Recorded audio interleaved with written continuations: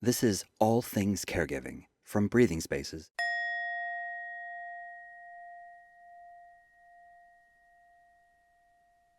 Hi, my name is Cindy Mariner. I'm the founder of Breathing Spaces. Welcome today to another episode of All Things Caregiving, a place for you to learn and gain information and insight along your caregiving journey. I'm really happy to be here today with my co-host, Cindy Gum. Hi, And thanks. we are very excited today to have one of our own team members, Christine Young, with us. Christine has been with Breathing Spaces for now almost 5 years, and she has been a tremendous support. Christine helps to facilitate our online care circles on Saturdays and is just a wonderful, wonderful human being with her own set of caregiving experience. So, Christine, welcome to the show today. Thank you. I am really interested in talking about this because, Cindy, when you um, asked me to do this, or when Bob Loftus asked me, my first thought was, well, I'm not a caregiver, right? Uh, and because my sister was taking care of my mom. But boy, did my mind really change about what that is in this 5 year journey. So I am the oldest of a family that has three sisters, and we're only 6 years apart. So I'm the oldest, and my youngest sister, Marie, who always joined us on the Saturday mornings. Actually, she would sit there at the kitchen table, she and my mom would be having breakfast, and Marie would have her wet hair wrapped in the towel, and she would participate in this meeting. Um, so my mom moved in with my sister after she fell, and my sister believed that she could not have healed on her own.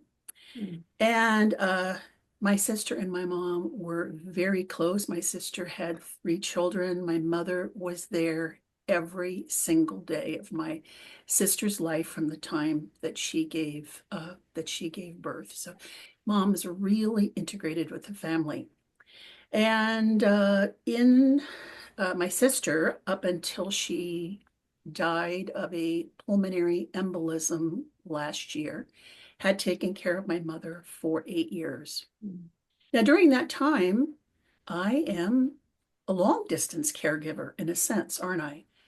I, um,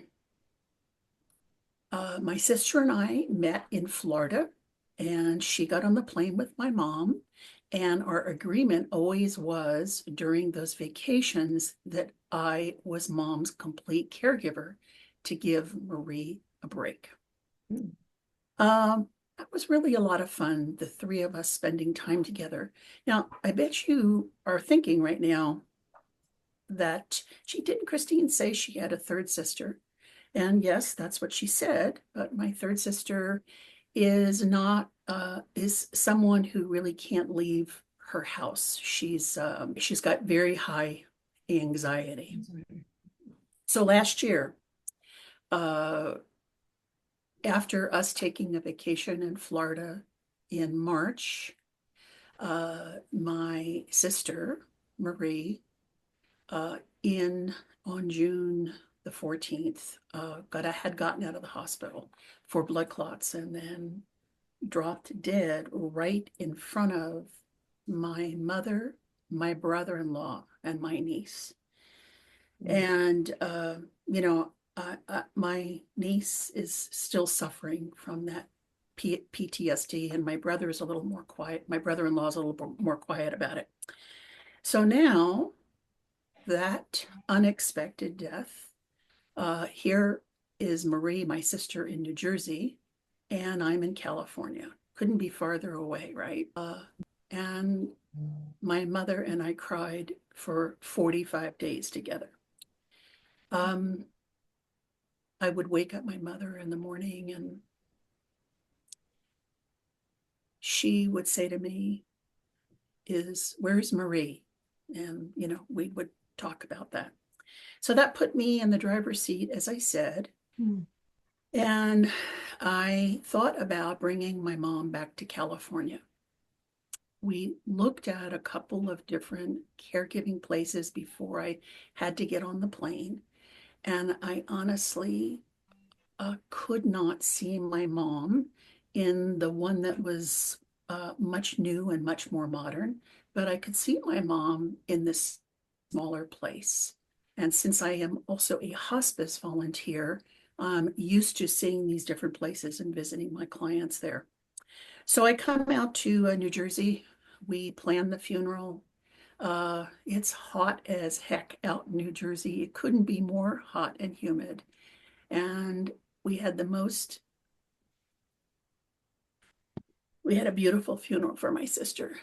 And then every day, though, I spent time, with my mom, and we went through her things together. And I really love my mom. We did such wonderful trips together over the years.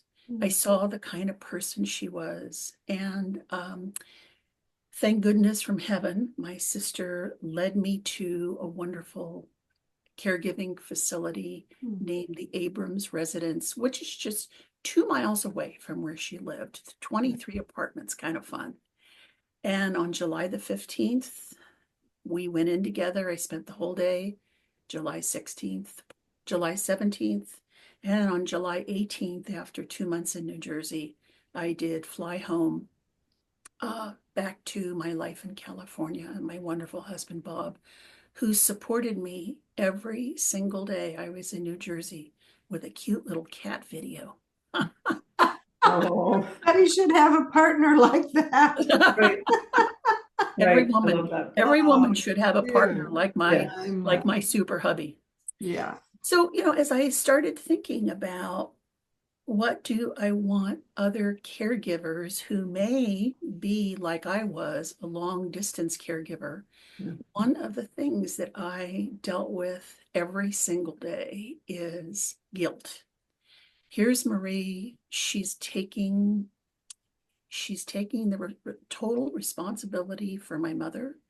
She takes my mother to the doctors. Everything is my mom, right? And I was worried about some things that were happening at home in terms of my mother's health.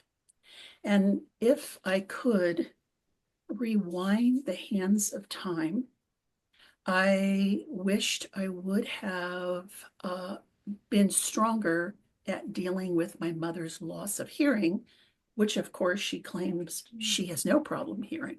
Now, my mother turned 100 on Christmas Day. Oh my. Yeah. And so, Wow. she's had this hearing problem, my sister would tell you if she was here, 10 or 15 years.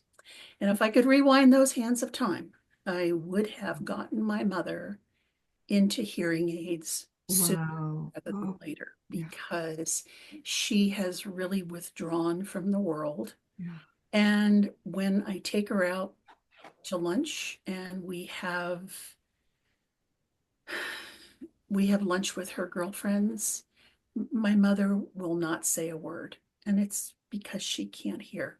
So I had no idea until I went to the ENT how much loss of hearing affects every other major part of your life. So please, if you're listening. So I'm going to be going back to New Jersey very soon, and my mother has an appointment for hearing aids. Okay. Good. Good. That's big. That's really big, Christine. Hearing is it's an isolator. And also, I'm thinking as a spousal caregiver, which I know my husband's hearing loss. Finally, you stop saying, you just don't you have the same verbal intimacy because you're just tired of saying things over and over. So they get isolated, we get frustrated. So it's such a good point. Thank you so much for bringing that one up. Yeah. And you also, the point that you brought up about the long distance caregiver, you and I, Christine, speak to people in those care circles, and it's the unforgotten or the forgotten caregiver, I suppose, because people feel that since they're not in the same four walls, that they're not a caregiver. Mhm. But in truth, as you've experienced, right, you are. You may not be driving your loved one back and forth to a doctor's appointment, but you're still involved in the activities and the decisions. And I think that's, that's such a valid point to address with our audience. Yeah, in fact, now I look back on it and I would say I was really a partner with my sister. Back when my mother seemed fine, Mhm. she and my sister were out taking a walk, and uh, she called me and she said, "Something weird is happening. Mom is talking, but I can't understand any of her words." And I said to my sister, "She is having a stroke. Yeah. Take her to the emergency room immediately." Now, thank goodness I knew that. I learned that because my husband was a caregiver to his mother. And it's exactly what happened. And so my mother-in-law had more than one stroke. And so I really knew that this is an important symptom to get treated immediately. Yeah, and I think that gets overlooked. I do. I honestly do. Yeah. Well, so that's interesting. Your husband was a caregiver as well for his mom. So you've had this, has that been a number of years ago that that happened? Yes. And I would tell you, I did not respond well to my mother-in-law and what happened to her. And still now I would tell you, I feel I really withdrew from my mother-in-law. I, I could not handle for some reason seeing her lose everything that I loved about her. So I stopped driving to Redwood City, which is only 20 miles from where I live. Bob would say, "Let's go up and see mom." And I would say, "No, I got to work on this, a report or whatever it was." So I really withdrew, of which I would tell you, my husband is still disappointed with me. And perhaps it's the reason why I got involved, Cindy, with your group, and why I started becoming a hospice volunteer 2 years ago. I felt that I was finally ready. And um, I wish I could, as I would say, rewind the hands of time and show my mother-in-law the love that she deserved for all the love she had given back to me. Oh my, you just did. You just You did. just did. Yeah. You just did it. That's touched my heart deeply. And I know well others as well. Yeah. Those insights, those are invisible losses. They don't get validated or claimed or even named, and they're dangling. And I think, you've incorporated, or you're bringing it home to your heart. It takes a lot of courage to do that. Yeah. But thank you for sharing that personal information with other caregivers, because I think it's so true to our experience in caregiving. Thank you. Yeah. I would also say if anyone's in a situation like I was, where I have a sister who is the primary caregiver, and then I have one sister that's not participating at all, other than talking to my mom on the phone, which was really nice, even though Marie and I had frequent, almost daily open conversations about that. And I would tell her, "I feel so guilty that I'm back here. What do you want me to do?" So I actually came up with an idea that to be kind of the secretary for my mom. All that paperwork stuff, my sister just didn't enjoy doing. So when we needed to find out more about the long-term care insurance, I said to Marie, "I'll take care of that. I'll set the doctor's appointments. I'll do this." So it was like I was Marie's secretary, and it was not a big deal to me. I was so thrilled to be able to feel like I could participate, especially doing things for my sister that she didn't like. So, Yeah. yeah. Wow, that's a really important point too, is to find a role that you were good at. And so you kind of collaborated and created a team. That's what I'm getting, a picture of all of you. Yeah, wow. Yeah, that is a tremendous point to bring up. Yeah. Tremendous. When you're, because the person on the other end feels helpless to a degree because they can't be there on foot. But Yep. there are so many things that can be done from afar. So Mhm. that's brilliant. Yeah. Absolutely brilliant. Because it takes, when you're in that active caregiving role, there's so many things, coming at you from what am I making for dinner tonight? And oh no, I've got to go back out to the store. And oh shoot, I never made that doctor's appointment. And it goes on and on and on. So what a brilliant thing for you to do. I What love about siblings that don't show up? In other words, it. I'm thinking maybe people need to, the caregiver really needs to speak up about this is where I find, Yep. this is where you might be able to help. It needs to, yeah, you have that sibling relationship in long distance caregiving oftentimes. Yeah, boy, Anything Cindy. about that? Yeah, Cindy, you're not kidding there. Now, here's even though my sister is not here anymore, the other sister, first of all, there's been several silver linings within the family. My brother-in-law has really stepped up with the kids and the grandkids, and I'm here in California, and he picks up my mother and he visits her every week. He fixes things in her little apartment. He sits down and talks to her, asks her what she needs. And then they pick her up for, many holidays, and Christmas was, of course, her birthday, but we really always celebrated her birthday on July 25th with a Christmas in July party. So there's these amazing things that happen. Now, Janet, my sister that's just a year younger than me, we shared a room together. She was in the top bunk bed, I was in the bottom bunk bed. And now she has been the one that consistently reaches out to my mother. She's established a relationship with her care team. She knows the names of the people on the second shift and the third shift. She's right there in New Jersey, right?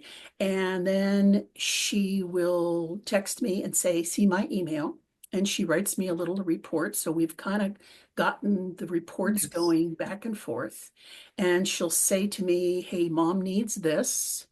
And yeah, Cindy, I am getting to that point where I'm really going to have to think about what could Janet do for me to help me be a Mhm. better caregiver. Mhm.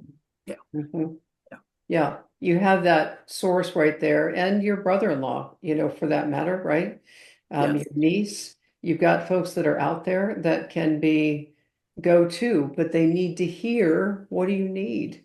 Yes. It's that assumption of that it happens too often in a caregiving role, whether Yeah. you've got your siblings are down the street or they're on the other coast, Mhm. right? As caregivers, I think that many of us I failed to speak up more. Well, it's easy for us to feel sorry for ourselves, isn't it? Oh, I was Oh, in it.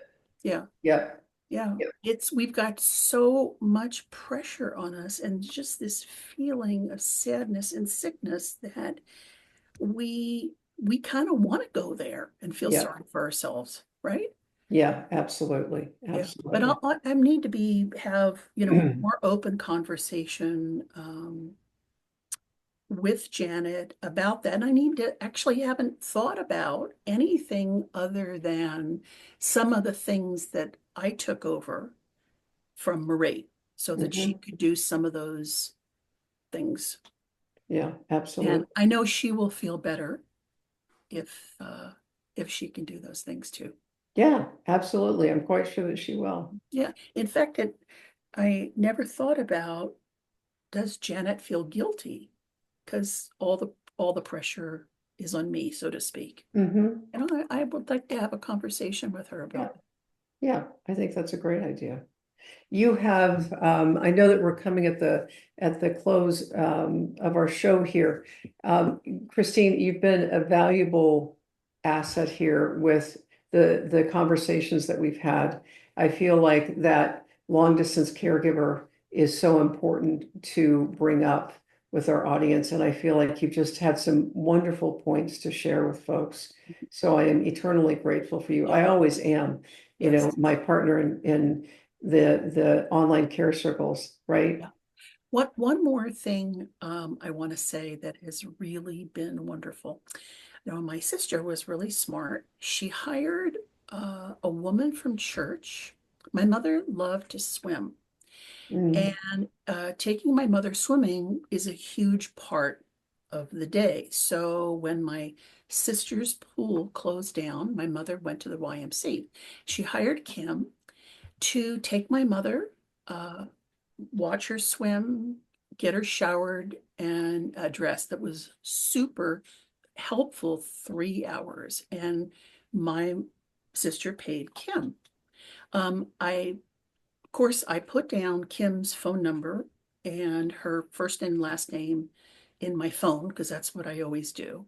Not thinking, you know, my sister was going to be gone. And I realized one of the ways Kim could help me, I could continue to pay Kim to visit my mother twice a week as if they were friends. Now, I would never tell my mother that I'm paying Kim, but I'm paying Kim to be a companion to my mother, and she makes my mother laugh. And twice a week, I get pictures of them together, or I see them dressed as witches for Halloween. So that has been fantastic. This carrying on with Kim. One more thing I wanted to say. Um, when my mother went into assisted living, mhm. I had all the contact information for friends and family. And so what I did was my husband actually drafted up a marketing email to get people to make sure they would come and visit my mom while she was there. So he put together some very nice words about, you know, Helen would sure appreciate seeing a friendly face in the sea of new faces that she's used to. Here's a picture of the place, here's the address, here's how you get into the building, and it's open from 8 to 8. I have actually continued to do those marketing emails to people. Mom's doing good. Hey, she fell. She had to go into short-term rehab for a little bit. She's back at her apartment. So, yeah, that's been great. Those are wonderful. Your Wonderful. mom's a lucky woman. She's must have been a great mom. And you've been there for her. And you know, that warms my heart because this is, you know, your time to pay it forward. And you sure are in spades. You've been amazing, Christine. Just Yeah, amazing. Thank you. I absolutely. see you. Yeah, you know, nobody ever tells me I'm doing a good job as a caregiver. Oh, No, you yeah, are. Kind of, it's yeah. kind of thankless. Yeah. Yeah, and So I thank think you. we need to validate one another as caregivers Yes, Yeah. because absolutely. honestly, you don't know this stuff until you've walked, you know, until you've walked in these shoes. So we can do that for each other. Yeah, that's Thank why you. we're here. That's why we're here. So thank you for Thank sharing you. your story. Thank you for being you. Thank you for all that you do in the world. You're an amazing human being, Christine. Yeah, Honestly, thank you. thank you. It's been fun. Appreciate it. Yay, me to All you. right. Thank you all so Okay. much. Take a look at our next episode coming up. Thank you for being part of our audience here today. Bye-bye. This has been All Things Caregiving from Breathing Spaces.